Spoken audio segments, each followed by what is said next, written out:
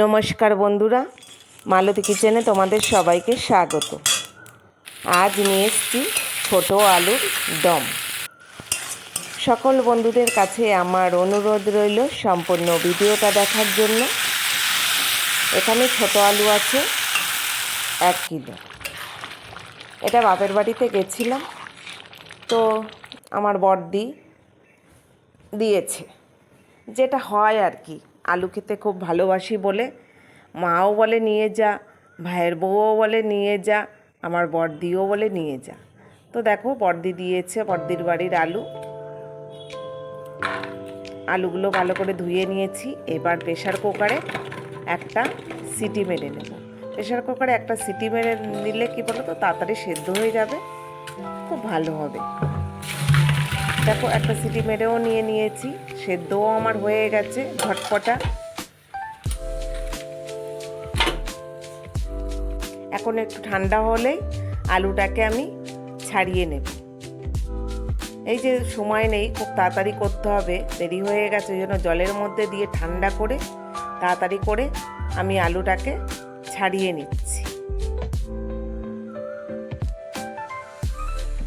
আর এই ছোটো আলুর দম খেতে কিন্তু ভীষণ ভালো লাগে। তাই নিরামিষ বলো, এই পেঁয়াজ রসুন দেওয়া মানেই হচ্ছে আমাদের আমিষ।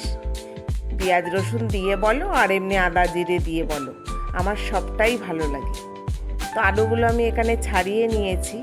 এখানে আদা রসুন কুচনো পেঁয়াজ শুকনো লঙ্কা নিয়েছি, আর এখানে জিরে ধনে গরম মশলা আর শুকনো লঙ্কা, এটা ভাজা মশলা করব।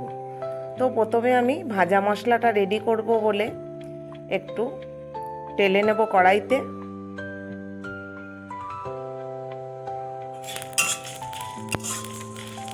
কয়েকটা গোলমরিচও আমি দিয়ে দিয়েছি এর ভেতরে।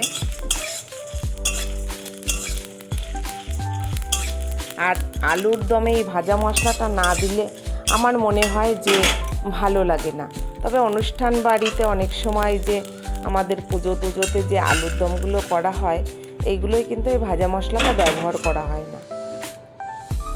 ভাজা মশলাটা হয়ে গেছে, আমি নামিয়ে নিয়েছি। এদিকে অল্প করে তেল বসিয়ে দিলাম। তেলের মধ্যে 1 চিমটি হলুদ দিয়ে দিয়েছি। এবার আলুটা আমি একটু ভেজে নেব।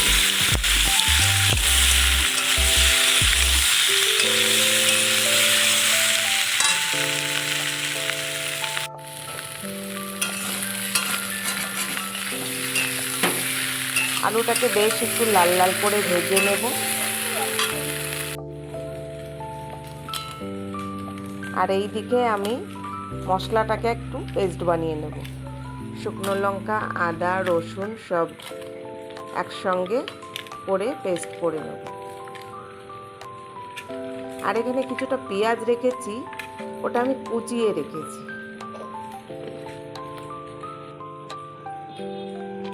এদিকে মশলাটাও বানিয়ে নিয়ে এসেছি। 1 চিমটি নুন দিয়ে দিলাম।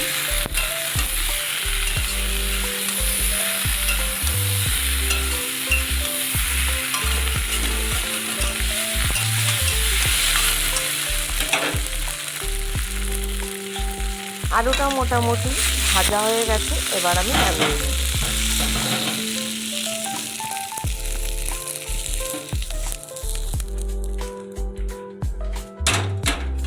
তারপরে আবার নতুন করে তেল দিয়ে দিচ্ছি।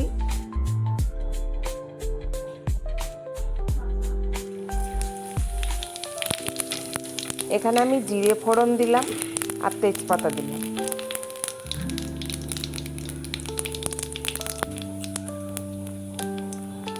ভেবেছিলাম আজকে মাটির চুলায় রান্না করব, কিন্তু হলো না। যেহেতু ঝড় বৃষ্টি আসছে, সেই কারণে আমি একটু ঝটপট তাড়াতাড়ি করে, যেহেতু গ্যাসটা কমিয়ে নিয়ে আমি কাজ করতে পারবো, কিন্তু কাঠের করলে সেটা আমার হবে না, বসে থেকে করে নিতে হবে। তেলের ওপরে আমি পেঁয়াজগুলো দিয়ে এবার একটু ভালো করে পেঁয়াজটা ভেজে নেব। বেশ লাল লাল করে ভেজে নেব পেঁয়াজটাকে এখানে।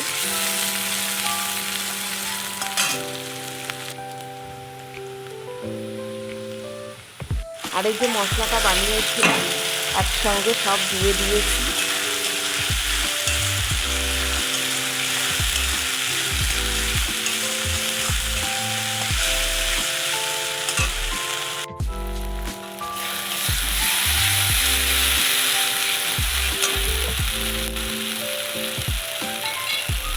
সামান্য নুন দিলাম, হলুদ দিলাম একটু।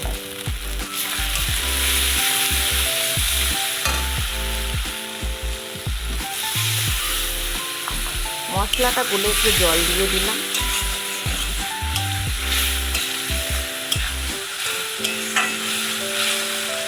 আর এখানে টমেটোটা দিয়ে দিলাম। টমেটোটা দিলে কি বলো তো, কালারটাও হবে, বেশ একটু টক ভাব লাগবে, আর গ্রেভিটাও হবে খুব। ওই জন্য টমেটো আলুর দম করতে গেলে সবসময় টমেটোটা একটু লাগবে। আর এখানে আমি একটু লাল লঙ্কার গুঁড়ো দিয়ে দিলাম।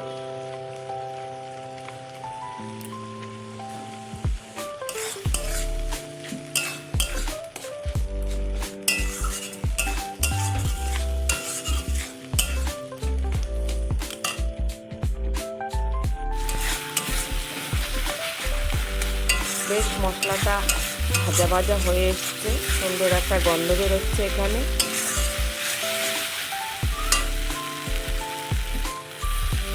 এবার আমি আলুটাকে দিয়ে দেব।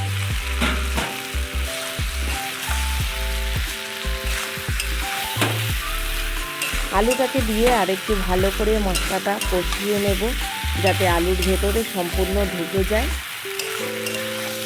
আর এই আলুর দম দিয়ে পরোটা, রুটি, মুড়ি, ভাত সব কিছুতেই চলে। তবে আমার বন্ধুরা ভাতের সঙ্গে খেতে বেশি ভালো লাগে, ভাত মুড়ি। আমি অত লুচি পরোটার মধ্যে যাই না। আরেকটু অল্প করে জল দিয়ে কষিয়ে নেব।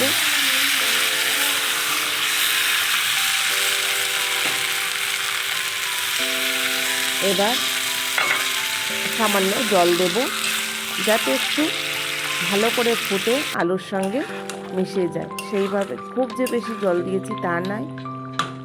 এবার শুধু একটু ভালো করে ফুটবে। এবার যে ভাজা মশলাটা আমি রেডি করেছিলাম ওটা দিয়ে দিলাম। আর এই ভাজা মশলাটা দেওয়ার পরে আলুর দমের কালারটা একদম চেঞ্জ হয়ে যাবে।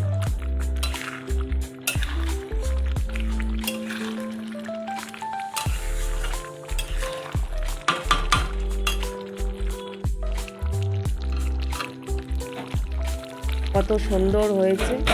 এবার আমি নামিয়ে নেব। আর কিন্তু সুন্দর কিন্তু একটা গন্ধ বেরোচ্ছে এখানে। তা আমার আলুর দম রেডি।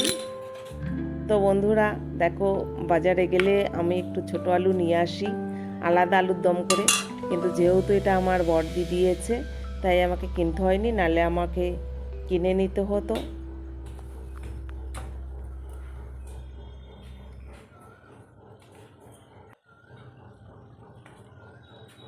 আর ভিডিওটা ভালো লাগলে লাইক, কমেন্ট, শেয়ার, সাবস্ক্রাইব করে দিও। দেখা হবে পরের ভিডিওতে। ভালো থাকো, সুস্থ থাকো, ধন্যবাদ। স্বাদ গাইস একটু ছালা হয়েছে, কিন্তু হয়েছে সেই স্বাদ। একটু চলো খাই।